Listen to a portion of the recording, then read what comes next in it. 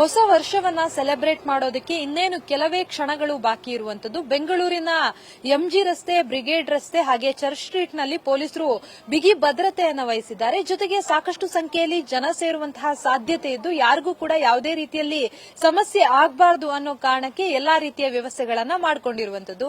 ಸದ್ಯಕ್ಕೆ ನಾನು church street ರಸ್ತೆಯಲ್ಲಿದ್ದೀನಿ. ನೀವು ನೋಡ್ತಾ ಇರಬಹುದು, ಇಲ್ಲಿ ಮಹಿಳಾ ಸಹಾಯ ಕೇಂದ್ರವನ್ನ ಮಾಡಿದ್ದಾರೆ. ಅಂದ್ರೆ ಯಾವುದೇ ಮಹಿಳೆಗೆ ಸಮಸ್ಯೆ ಆದಂತಹ ಸಂದರ್ಭದಲ್ಲಿ ಈ ವುಮೆನ್ ಹೆಲ್ಪ್ ಡೆಸ್ಕ್ ಏನಿದೆ ಇದು ತುಂಬಾನೇ ಸಹಕಾರಿಯಾಗಲಿದೆ ಅಂತ ಹೇಳಿ. ಅಂದ್ರೆ ಯಾರಾದ್ರೂ ಕಿರುಕುಳ ಕೊಟ್ಟಂತಹ ಸಂದರ್ಭದಲ್ಲಿ ಅಥವಾ ಮನೆಗೆ ಹೋಗೋದಕ್ಕಾಗದಂತಹ ಸಂದರ್ಭದಲ್ಲಿ ಅಥವಾ ಏನಾದ್ರೂ ಅಸ್ವಸ್ಥತೆ ಆದಂತಹ ಸಂದರ್ಭದಲ್ಲಿ ನೇರವಾಗಿ ಈ ಜಾಗಕ್ಕೆ ಬರ್ಬೋದು. ಇಲ್ಲಿ ಪೊಲೀಸ್ ಸಿಬ್ಬಂದಿಗಳಿರ್ತಾರೆ, ಅದರಲ್ಲೂ ಕೂಡ ಮಹಿಳಾ ಸಿಬ್ಬಂದಿಗಳಿರ್ತಾರೆ.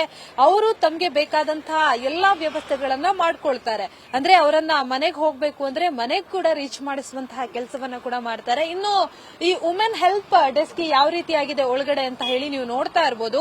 ಕೂರೋದಕ್ಕೆ 2 ಚೇರ್, ಅಂದ್ರೆ ಪೊಲೀಸ್ ಸಿಬ್ಬಂದಿ ಕೂರೋದಕ್ಕೆ 2 ಚೇರ್, ಹಾಗೆ ಬಂದಂತಹ ಮಹಿಳೆಯರಿಗೆ ಅಥವಾ ಯುವತಿಯರಿಗೆ ಯಾವ ರೀತಿಯಾಗಿ ಬೇಕು ಅದೇ ರೀತಿಯಲ್ಲಿ ಬೆಡ್ ವ್ಯವಸ್ಥೆಯನ್ನು ಕೂಡ ಮಾಡಿರುವಂತದ್ದು. ಅಂದ್ರೆ ಕೂರೋದಕ್ಕಾಗದಂತಹ ಸಂದರ್ಭದಲ್ಲಿ ಅಥವಾ ಏನಾದ್ರೂ ಓವರ್ ಡ್ರಿಂಕ್ಸ್ ಮಾಡಿ ಏನು ಅವರಿಗೆ ಗೋಚರನೇ ಇಲ್ಲದಂತಹ ಸಂದರ್ಭದಲ್ಲಿ ಇಲ್ಲಿ ಬಂದು ಅವರನ್ನ ಕೂರಿಸಿ ಅವರು ರೆಡಿ ಆದ ಬಳಿಕ ಅವರನ್ನ ಇಲ್ಲಿಂದ ವಾಪಸ್ ಕಳಿಸುವಂತಹ ಕೆಲಸವನ್ನ ಕೂಡ ಮಾಡಲಾಗುತ್ತೆ.